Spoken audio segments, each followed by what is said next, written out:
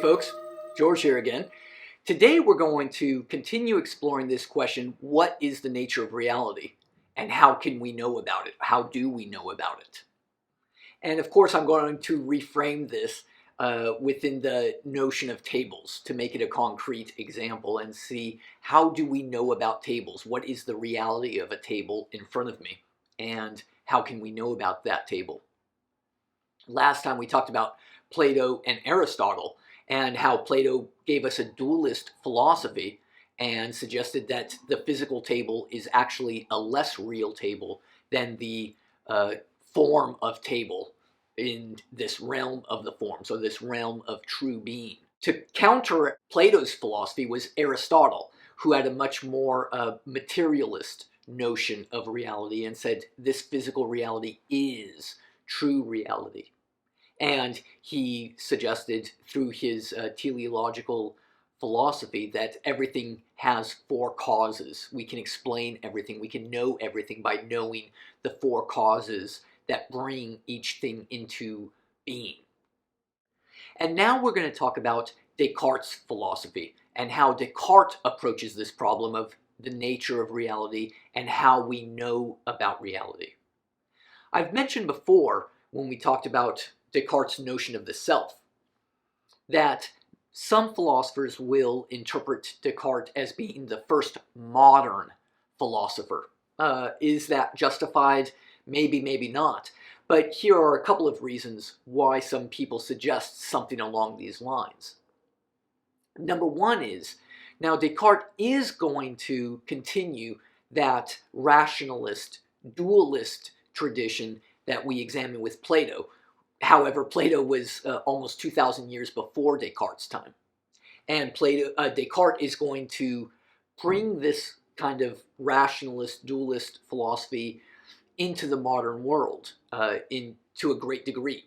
Now, what makes Descartes a modern philosopher, given that he's coming to similar conclusions as an ancient Greek philosopher did more than 2,000 years ago? One thing that makes Descartes modern is his meticulous attention to careful argumentation. That is one thing that some philosophers will use to interpret Descartes as the first modern philosopher, is that he's very methodical in his way of argumenting and trying to present an argument to prove his position or to support his position. The other thing that makes Descartes particularly modern is that he's looking for these foundations, and he's changed philosophy in a certain way such that after Descartes, so the interpretation goes, after Descartes, philosophy has been concerned with epistemology. That is, this question of knowledge. What is knowledge? How do we gain knowledge? Now, certainly, we saw that Plato and Aristotle were both concerned with knowledge as well. However, many philosophers will say, yeah, but Descartes really focuses on knowledge in a manner such that Plato and Aristotle and earlier philosophers did not. Maybe that's a justified position or not. I'm not sure. You could visit some earlier medieval philosophers and see how methodical they are with their argumentation and see how much they focus on the nature of knowledge. I'll leave that up to you guys and other philosophers for right now. But for now, we will visit Descartes' argument to suggest how we know about the table and how we know about knowledge in general. I'm going to reorganize Descartes' argument a little bit, though. Now, why am I reorganizing? Because I think I'm smarter than Descartes, or something like that? I guess the vulgar answer is yes, I think I'm smarter than that, smarter than Descartes, and I prefer a certain organization to his argument, the organization that I'm going to present to you. However, without being vulgar, I think it's more a case of reorganizing and really extrapolating and seeing where the argument fits together. In my interpretation, it helps me understand where Descartes was coming from when I really dive deep into Descartes' text and try to restructure the argument in a manner that makes sense to me. And I think that that's what all of us philosophers are doing. And that's what all of us are doing in everyday life anyways, is trying to understand things for ourselves. So yeah, without being vulgar, I don't think that I'm smarter than Descartes. However, I will suggest that this restructuring helps me understand the argument slightly differently, and maybe it'll help you too.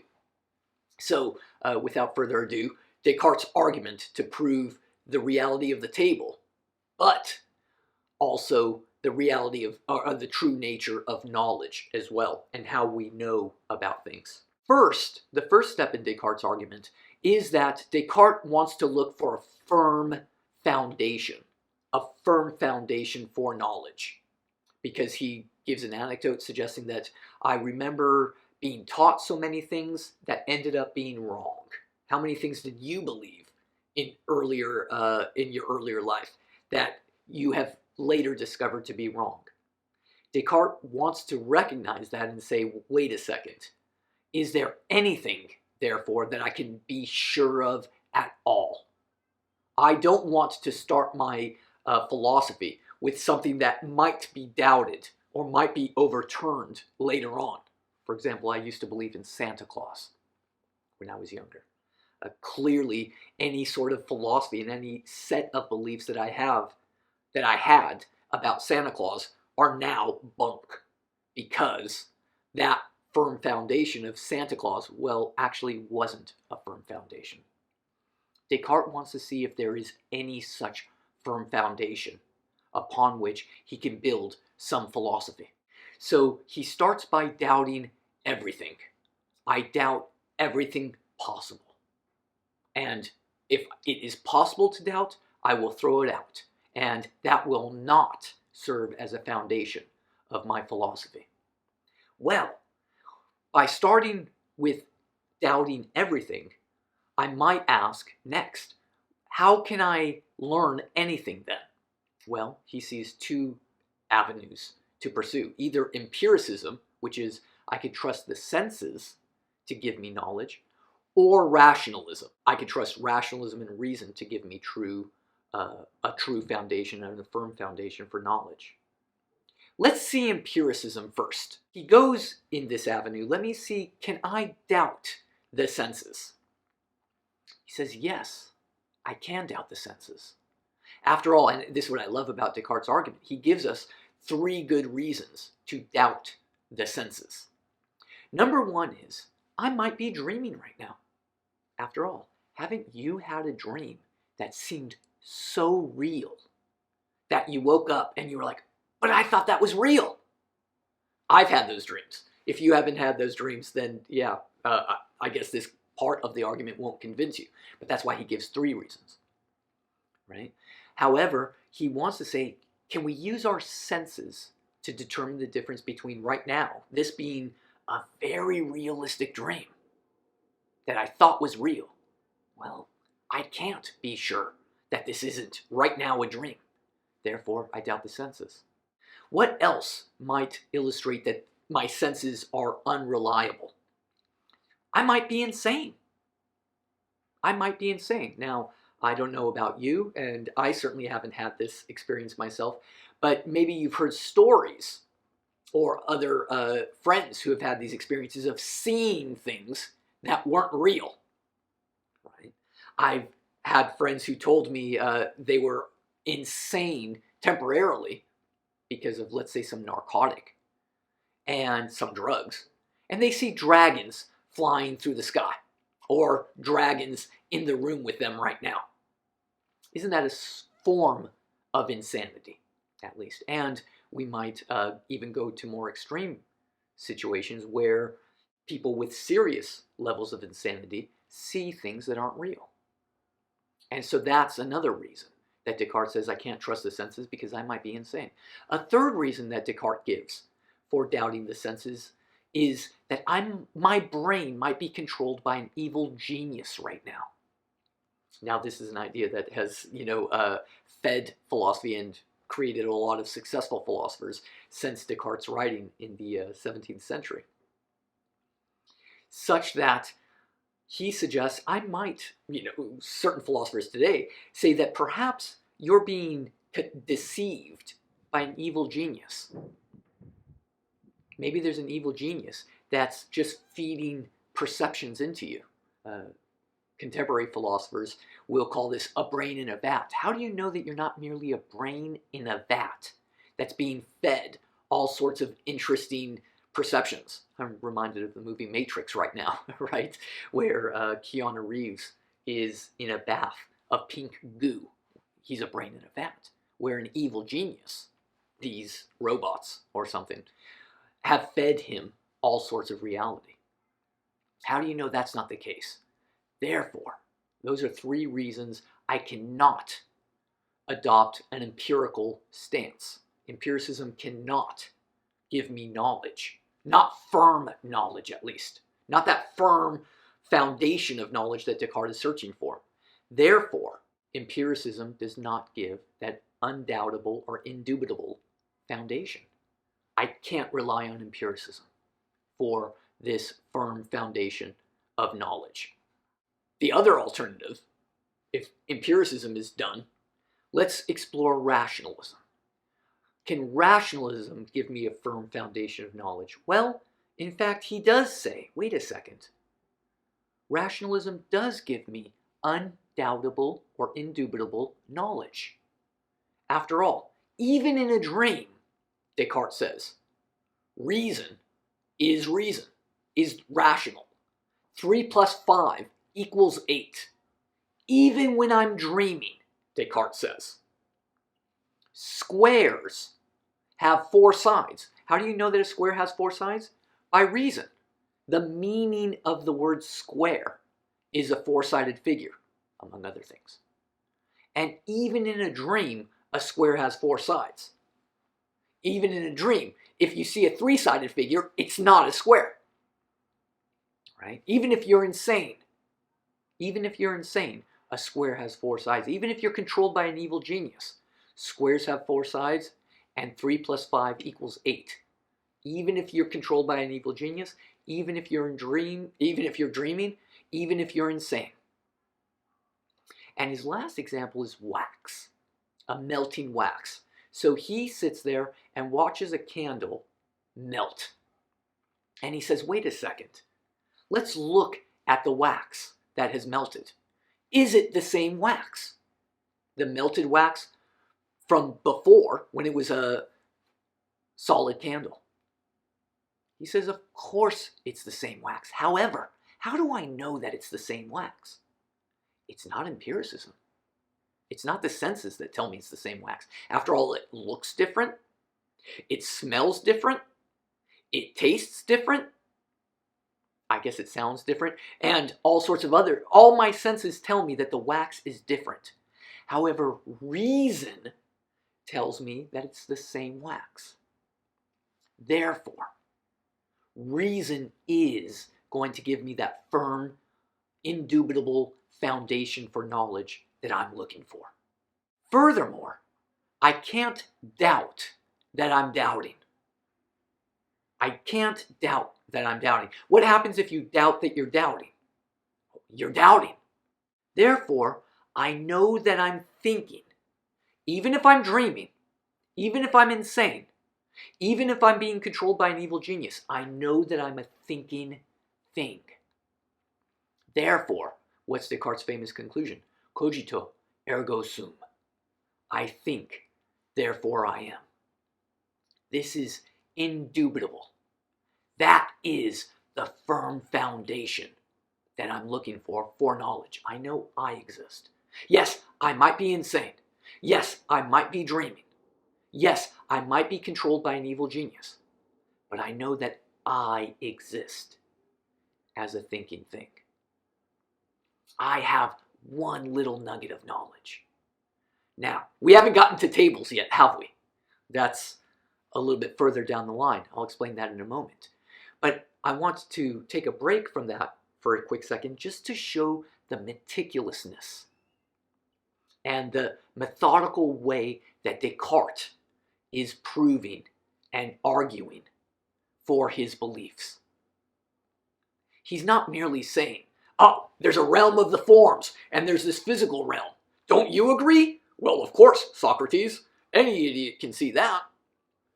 That's kind of how Socrates argues and Plato argues, by talking to somebody who agrees with him. Descartes is much more careful. Whereas Plato gives us two different realms of existence, right? Plato gives us the realm of the forms and the physical realm. So much. All Descartes has given us is, I exist. That's all he's given us so far. And I love the elegance of that manner of argumentation. I love that he's been very careful every step of the way. Now, if you disagree with Descartes, fine, you disagree with him. But you've got to show exactly where you disagree with that level of argumentation. After all, can't we doubt the senses? My senses have made mistakes all the time. Yes, I've been insane. When I drink too much, my senses lie to me. All the time. Well, I don't drink that much anymore. But does reason lie? Squares have four sides, always. I know I exist. At least reason tells me that much. I think, therefore I am. Now, what I like giving this analogy of food, right? When I was a younger person and I lived in Southern California, there was this place called Shakey's, a pizza joint. I don't know if it's still there in Southern California. You guys will have to tell me. But one reason that my buddies like going to Shakey's is it was all you can eat. It was all you can eat. You get all this pizza, you get all this food, you get everything. You just keep going back to the buffet and you keep on loading up your plate with all this food. And it was very cheap. And what happens? Yes, you get a lot. You get a lot for very cheap. And then what happened? I went home and there was always a big brick in my stomach afterwards. And I got sick whenever we went to Shakey's, when they give me too much food. Then I grew up and I went to a very fine restaurant. And it was very expensive. And what did they serve me? They served me on a small little plate, one little piece of sushi like this. I ate it. I'm like, my goodness, this is so expensive and for so little food. But I ate it. And it was one of the best meals I've ever had. And believe me, I didn't get sick afterwards. Now, how does that analogy fit here? I love that Descartes is giving us very little. Just merely, I exist. I love that Descartes is giving me so little with a very careful argument. And that, excuse me, you'll forgive me, I hope, I love that kind of argumentation. Because it's very modest and very careful and very meticulous. But again, he hasn't given us a table yet. So how does Descartes propose that we get to the existence of tables? Well, this is where Descartes' philosophy goes a little different. Using reason. Remember where we left off. I know that I exist. Well, what else can we figure out using reason? Descartes appeals to something called the ontological argument. For those of you who like your religious philosophy, you could look up the ontological argument. And what the ontological argument is, it's a proof for God's existence using solely reason, only using reason. And Descartes' version of the ontological argument goes something like this. Just think of what God is using reason. Well, doesn't the very notion of God mean perfect being? Well, yeah, I think even if you don't believe in God, isn't that what the meaning of God is? A perfect being. Isn't entailed by perfection existence? Do you see that? What Descartes did right there? Do you see what Descartes did right there? If the meaning of God rationally is perfect being, isn't existence part of perfection? God couldn't be perfect unless God existed. Therefore, God must exist, according to Descartes. So Descartes has used reason again to prove God's existence. And isn't the very notion of God goodness? Just reasonably speaking now, God would not be God unless God was good. Here's where a lot of people are not so convinced with Descartes' argument. Therefore, God being good and God building me the way I'm built,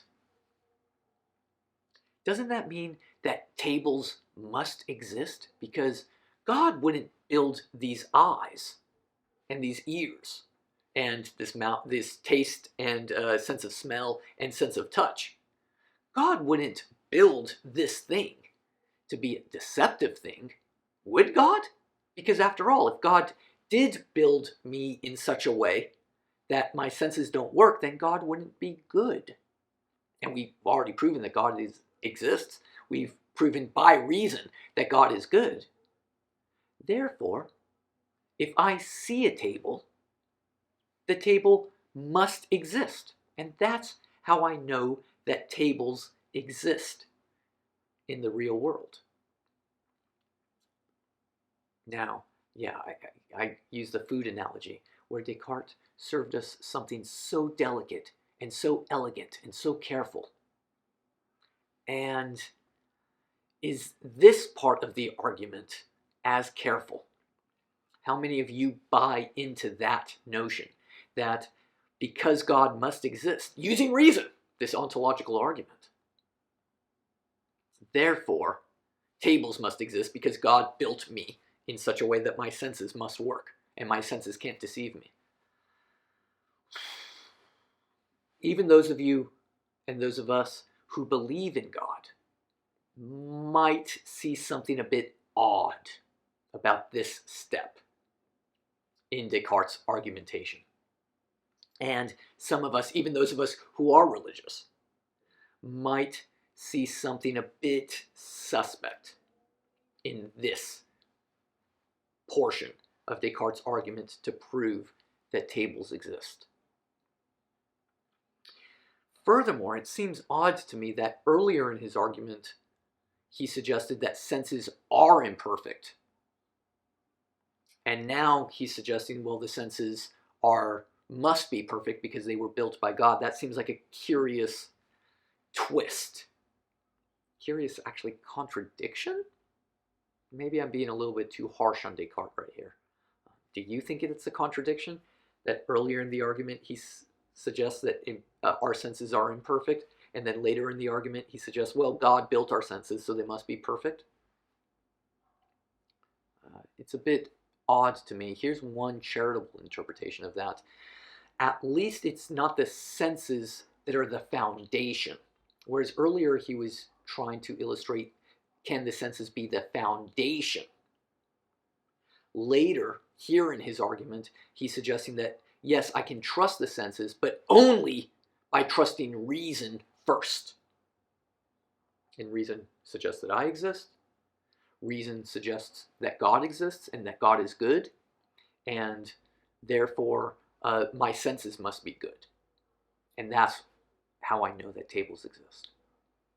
So he uses senses in a different way.